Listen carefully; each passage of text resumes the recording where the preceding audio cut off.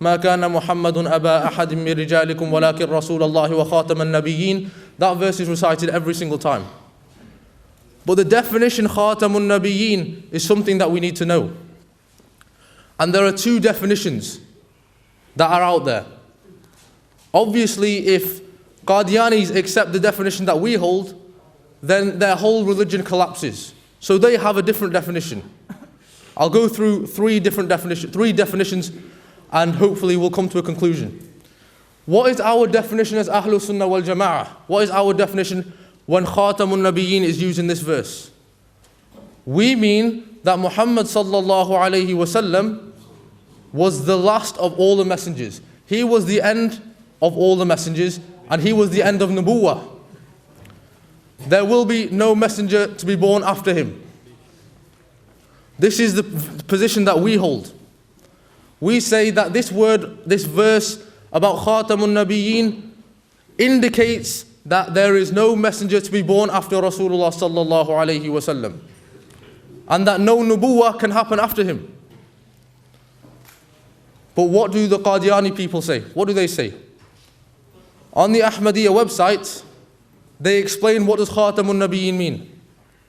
They explain that Khatam in Arabic means seal. And they say if the Arabic word used was Khatim, not Khatam, if it was Khatim, that would mean last. However, because Khatam is used, they say that this means seal, and it indicates that Rasulullah sallallahu alayhi wasallam is the best of all the prophets. But they say that it does not mean that he was the last. Again, this is not the view that we hold as Ahlul Sunnah wal Jama'ah, but this is the position that they hold. They say that Rasulullah sallallahu alayhi wasallam was the best among creation and the best among the prophets. And we agree with this. We agree that Rasulullah sallallahu alayhi wasallam was the best creation of Allah subhanahu wa ta'ala. When we finish our dua, we say, وَصَلَّى اللَّهُ تَعَالَى عَلَى خَيْرِ خَلْقِهِ. May Allah send His salawat upon His best in His creation. So we adhere to this. We agree that Rasulullah sallallahu alayhi wasallam was the best in creation. But we say that this verse and this phrase means something else. It does not just mean that he is the best of the Nabiyyeen. We say that it means he is the last of the messengers as well. So how are we going to resolve this difference of opinion in terms of the definition? Where do we go to get our highest source of answers? We have to go back to what Rasulullah sallallahu alayhi wasallam said. And what did he say? In the hadith which I quoted before I started the lecture, I said, وَإِنَّهُ سَيَكُونُ فِي أُمَّتِي ثَلَاثُونَ كَذَّابُونَ كُلُّهُمْ يَزْعُمُ أَنَّهُ نَبِيٌّ.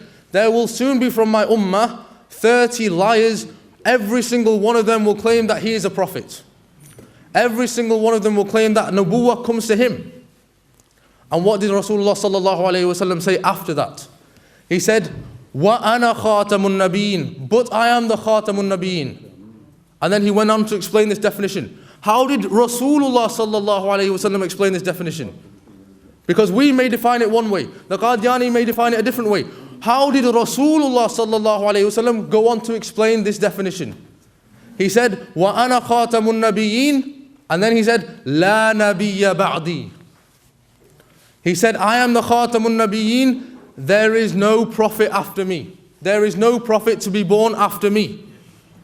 Rasulullah sallallahu alayhi wasallam gave the definition which we adhere to.